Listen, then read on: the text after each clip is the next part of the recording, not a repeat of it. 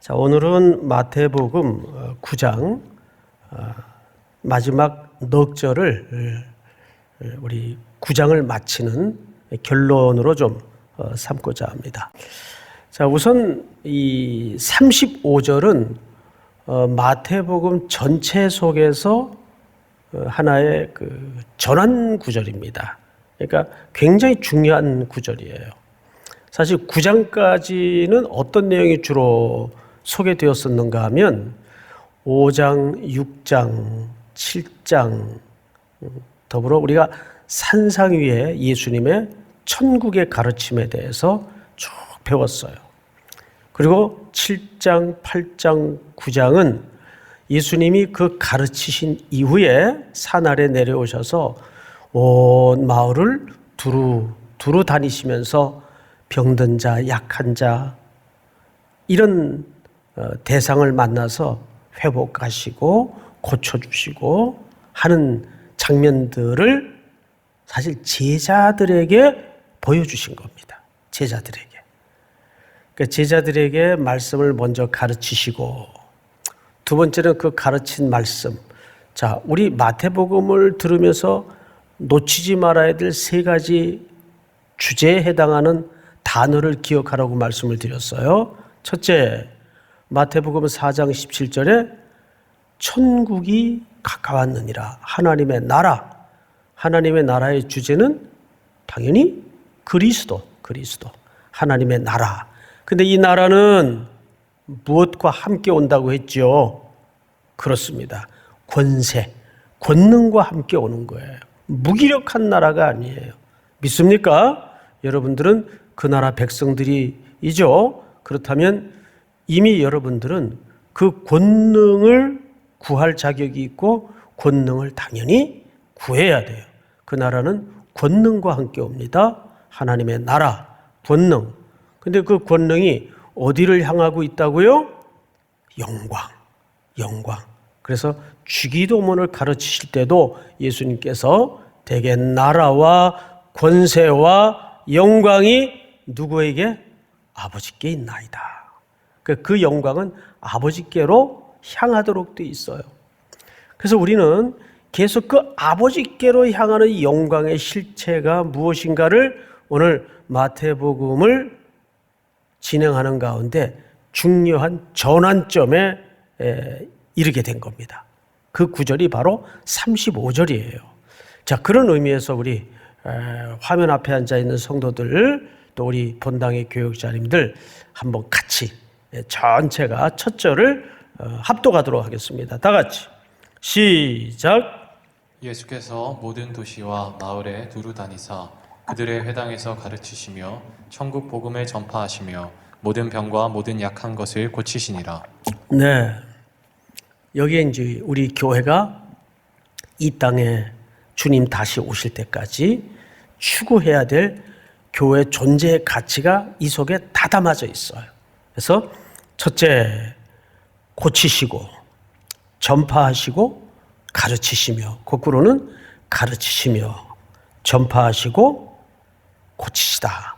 이 세 가지 예수님의 전환 구절에 해당하는 내용들이 우리 삼일교회가 주님 오실 때까지 감당해야 될 꿈이고 예수님의 마음이고 우리에게 주시는 명령입니다. 그런 차원에서 이 본문 아주 중요하겠죠? 자, 그렇다면 이 명령을 왜 하시게 되었는가에 대한 실질적인 내용으로 좀 그 이유가 뭘까? 왜 가르치시라고 했고, 왜 전파하라고 했고, 왜 이 땅을 두루다니며 고치라고 했을까? 자, 여기에는 예수님의 지금까지 제자들 앞에 보이셨던 모든 사역들이 이제는 머지않아 예수님은 십자가의 대속의 죽음을 죽을 것이고 그 남은 사역들을 누구에게 위탁하고 있는 모습이죠? 그렇습니다. 교회와 바로 이 제자들에게 지금 그 사역을 맡기고 있는 거예요. 그래서 여러분 보시면 예수께서 모든 도시와 마을에 두루 다니사 그들의 회당에서 가르치시며 전파하시며 고치시니라. 이 말이 미완료형이에요. 아직 끝나지 않은 문장으로 구성이 되어 있습니다. 예수님 때부터 이 사역은 지금까지 계속 진행되어야 하는 사역으로서 설명하고 있어요. 자, 그렇다면 이 세 가지 명령에 이제 본론으로 들어가서 이유가 뭔가를 아셔야 돼요. 36절 잘 보십시다. 무리를 보시고 어떻게 여기시니? 그렇죠. 불쌍히 여기시니. 이 불쌍히 여기시니 스플랑크 니조마이라는 단어는 하나님의 마음을 가장 잘 대신하고 설명하는 정점에 해당하는 단어예요. 모든 구원이 사실은 이 단어와 이 마음에서 출발이 되고 시작이 됩니다. 그렇다면 여러분, 우리 성도들의 삶 속에 그리고 교회의 가치 속에 다른 건 다 양보해도 양보하지 말아야 될 정점의 가치가 무엇이어야 할까요? 긍휼히 여기는 마음이에요. 믿습니까? 스플랑크 니조마이, 불쌍히 여기는 마음이에요. 창자가 끊어지는 아픔, 이게 단장의 아픔이라고 하죠. 예수님이 지금 그 고통을 느끼고 있어요. 뭘 보고? 무리를 보시고. 자, 성경을 한번 볼까요? 무리를 보시고 불쌍히 여기시니 이는 그들이 목자 없는 양같이. 여기 아주 중요한 비유를 예수님이 쓰셨어요. 일부러. 마태는 이 대목을 놓치지 않습니다. 자, 무엇과 무엇의 관계로 비유를 했죠? 목자와 양. 목자와 양. 이 관계는 오늘 이 본문이 말하고자 하는 핵심 의미를 드러내는 매우 중요한 구약의 배경을 가지고 있는 단어요, 비유입니다. 자, 그러면 그건 나중에 좀 설명을 하고, 맞아, 무리를 보시고 불쌍히 여기신 그 대목을 조금 더 추론해 들어가겠습니다. 자, 목자 없는 양과 같이 뭐하며 뭐함이라. 예, 고생하며 기진함이라. 이 고생하며 기진함이라는 말은 어떤 그 의미인가 하면 우선 단어적 그 개념을 좀 설명을 드리겠습니다. 이 스킬로 고생하다. 이 말은 매일 무엇인가 짓이겨져 가지고 아주 못 쓰게 된 상태인데 그 상태가 이렇게 너덜너덜한 상태. 여러분, 그 심정 너무 삶에 곤고하고 지치고 아프다 보면 요즘 그 말 표현 가운데 그렇게 얘기를 하는 경우들을 보더라고요. 야, 나한테 지금 말 걸지 마. 내 심정이 지금 하도 당해가지고 너덜너덜하다. 정확히 그 개념이에요. 두 번째, 이 흐립토라는 말은 즉 오늘 기진함이라라는 말로 표시가 됐죠. 기진함이라. 근데 이 기진하다는 말은 이게 전부 수동태예요. 문법적으로 수동태로 쓰여져 있는데 이렇게 위에서 아래로 내던져진, 졸지에 내 삶이 그냥 어느 날 말할 수 없이 바닥에 처박히는, 불현듯 갑자기 이런 인생의 고통들이 찾아올 수 있단 말이에요. 그걸 보시고 예수님이 뭐 하셨다고요? 불쌍히 여기사 스플랑크 니조마이, 창자가 동갈이 나는 동갈이 난다는 말을 아세요? 이게 이제 경상도 말인데, 근데 창자가 갈기갈기 끊어지는 듯한 그런 고통을 얘기하는 거예요. 그걸 보시고 그들이 기진해 있고 고생하고 있는 걸 보면서, 자, 그런데 성경을 좀 보십시다. 36절 잘 보세요. 37절 이에 제자들에게 이르시되, 이제 예수님은 곧 십자가를 향해 가실 거고 이 사역은 이 땅에 남겨지겠죠? 어떻게 하겠어요? 예수님이 그래서 제자들을 직무하시는 겁니다. 이 사역을 제자들에게 이제 위임하기 위해서 제자들에게 부탁을 하는 거예요. 그렇다면 여러분, 이 제자들은 오늘날 어디를 얘기하는 거예요? 누구를 얘기하는 거예요? 우리 삼일교회 성도 여러분들을 얘기하는 거예요. 아유, 지금 나도 죽겠는데 나한테 또 그런 무슨 부탁을 해? 예, 그래도 이것은 오늘 이 아침에 우리 성도들에게, 우리 삼일교회에 명령하시고 부탁하시는 내용으로 듣지 않으면 이 본문은 나와 아무 상관이 없는 본문이 되고 우리 교역자들과 우리 성도들과 아무 상관이 없는 본문이 됩니다. 제자들에게 이르시되, 추수할 것은 우리말 성경에는 만퇴 이렇게 되어 있는데 헬라 말을 보면 여기에 맨이라는 말이 해석이 빠졌어요. 정말 많대 이 뜻이에요. 정말 많대. 그리고 또 번역 하나가 빠졌는데 38절 앞에 일꾼이 적은이가 아니에요. 대라는 말이 빠졌어요. 그러나 일꾼이 적다. 그러면 이 말을 이제 붙여서 번역을 원문에 더 조금 가깝게 하자면 이렇게 읽어야 맞아요. 추수할 것은 정말 많은데 그러나 일꾼이 적으니. 그리고 이제 그러므로 추수하는 주인에게 청하여, 오늘 제목이 여기서 왔어요. 추수하는 주인에게 청하여 추수할 일꾼을 보내주소서 하라 하시니라. 물론 이 본문은 우리가 선교를 할 때 커다란 교회의 본질인 선교론적인 담론이 담아져 있는 본문인 것만은 맞습니다. 그런데 이 말이 유대적 관점에서 구약의 배경에서 이해하지 않으면, 마태는 사복음서 기자 가운데 구약에 가장 정통한 사람이고 또 구약을 가장 많이 인용한 복음 기자예요. 그래서 이 내용이 뭘 얘기하는지 우리는 구약에서부터 그 정확한 개념을 추적하지 않으면 이게 그냥 단순히 선교로만 이해할 수가 있어요.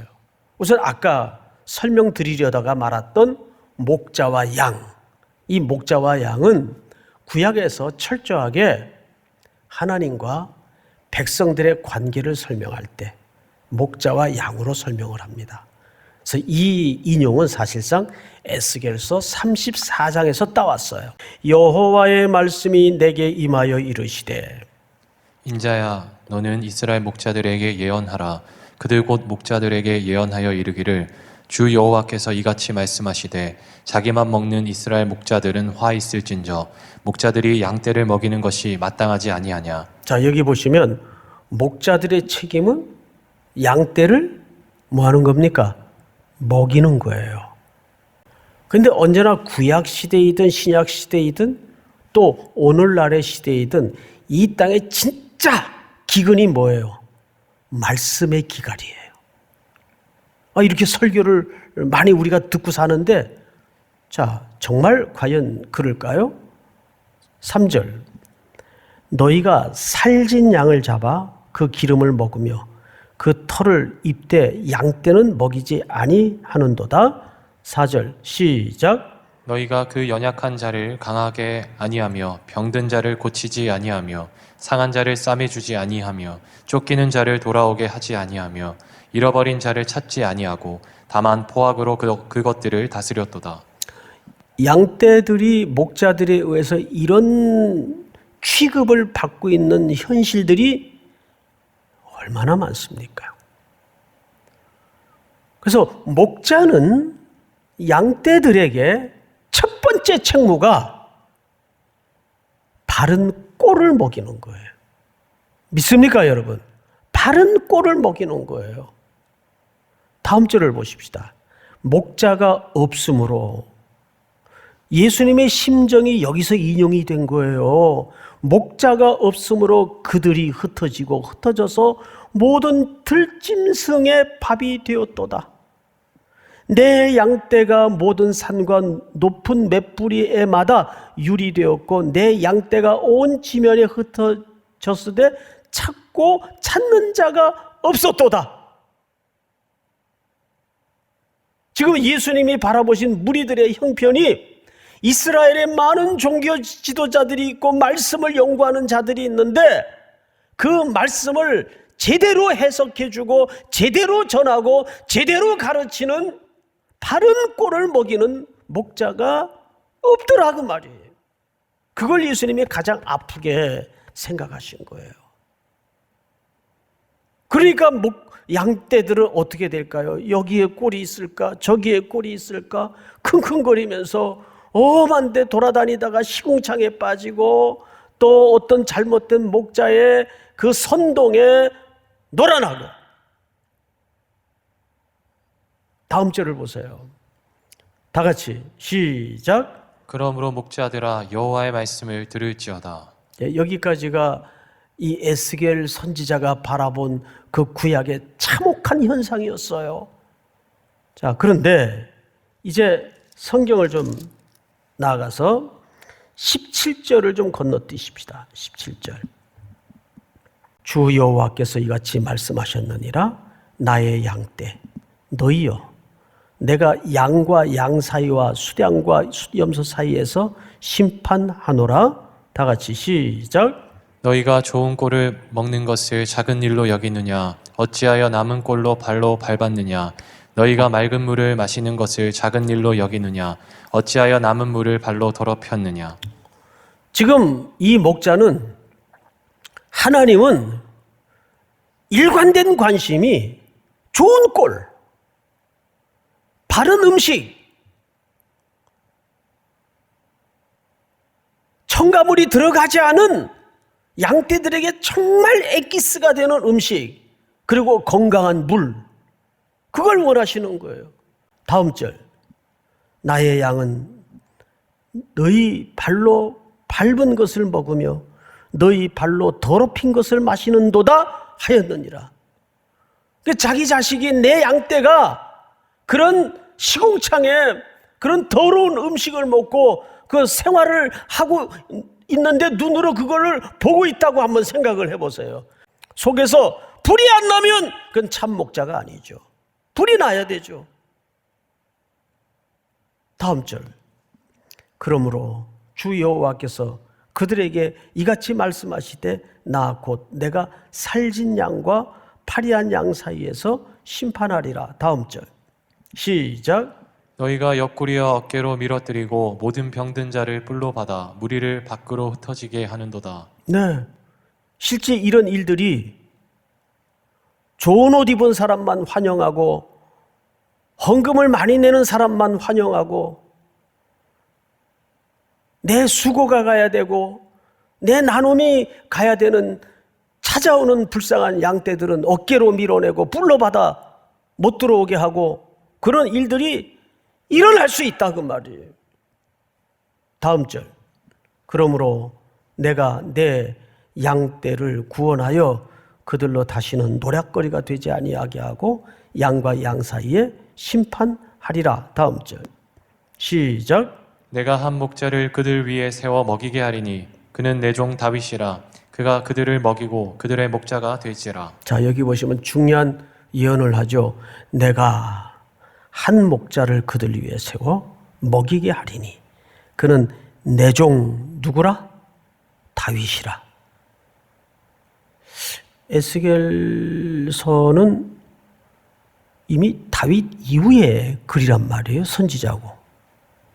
그럼 이 다윗은 누구를 얘기하냐면 우리 마태복음 2장 6절을 한번 보십시다. 띄워주세요. 다 같이 시작. 또 유대 땅 베들레헴아 너는 유대 고을 중에서 가장 작지 아니하도다. 내게서 한 다스리는 자가 나와서 내 백성 이스라엘의 목자가 되리라 하였음이니이다. 자, 이분이 누구십니까? 예수 그리스도. 누구의 혈통을 통해 오셨어요? 다윗의 가계를 통해 오셨어요. 할렐루야.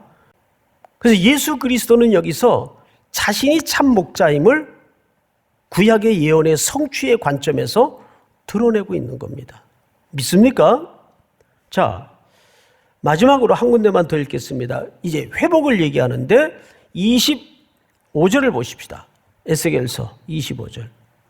내가 또 그들과 화평의 언약을 맺고 악한 짐승을 그 땅에서 그치게 하리니 그들이 빈들에 평안히 거하며 숲풀 가운데에서 잘지라. 다음 절 시작. 내가 그들에게 복을 내리고 내 산 사방에 복을 내리며 때를 따라 소낙비를 내리되 복된 소낙비를 내리리라. 다음 절 그리한즉 시작. 그리한즉 밭에 나무가 열매를 맺으며 땅이 그 소산을 내리니 그들이 그 땅에서 평안할지라. 내가 그들의 멍에 나무를 꺾고 그들의 종으로 삼은 자의 손에서 그들을 건져낸 후에 내가 여호와인 줄 그들을 알겠고. 다음 절 제가 읽습니다. 그들이 다시는 이방의 노략거리가 되지 아니하며 땅의 짐승들에게 잡혀 먹히지도 아니하고 평안히 거주하리니 놀랄 사람이 없으리로다. 할렐루야. 사랑하는 성도 여러분, 그러면 이제 마지막으로 오늘 본문에서 추수를 한다는 것은 구약의 배경 속에서 이해를 해야 됩니다. 이스라엘은 잘 아시는 것처럼 1년에 3차례 큰 추수가 있어요. 첫째, 6월절, 무교절에 즈음에서 지난해 겨울 심었던 곡식을 거두어요. 그렇죠? 그리고 조금 지나서 봄에 뿌렸던 곡식을 거두는 절기가 맥추절입니다. 그리고 맥추절이 지나면 가을녘 거두는 절기가 수장절입니다.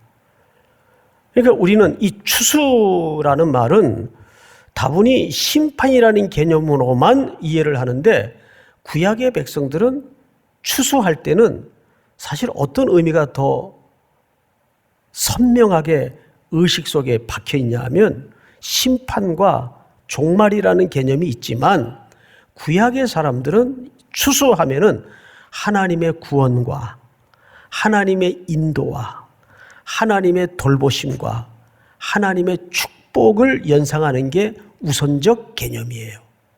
그러면 오늘 여기서 우리 본문 다시 돌아가서 마지막 절을 한번 제가 읽겠습니다. 그러므로 추수하는 주인에게 청하여 추수할 일꾼들을 보내 주소서 하라 하시니라. 당연히 추수할 이 주인은, 추수하는 주인은 하나님을 얘기해요. 그 하나님의 초대에 의해서 이 사역에 동역할 사람들을 청하라 그 말이에요. 그럼 여기 추수는 뭘 얘기할까요? 사람을 심판하기 위한 추수가 아니라 사람을 위한 추수예요. 하나님이 주신 복으로 뭐 하는 거예요? 이 시대를 하나님의 말씀으로 잘 먹여야 돼요. 예수 그리스도가 밥이십니다. 예수 그리스도가 이 시대의 영원한 양식이 되십니다. 그게 추수하는 거예요. 믿습니까? 오늘 우리 화면 너머 성도님들에게도 일터에서 일상에서 그런 소명으로 사명으로 다시 한번 그리스도의 초대 앞에 기꺼이 응답하는 은혜가 있기를 주님의 이름으로 축복합니다.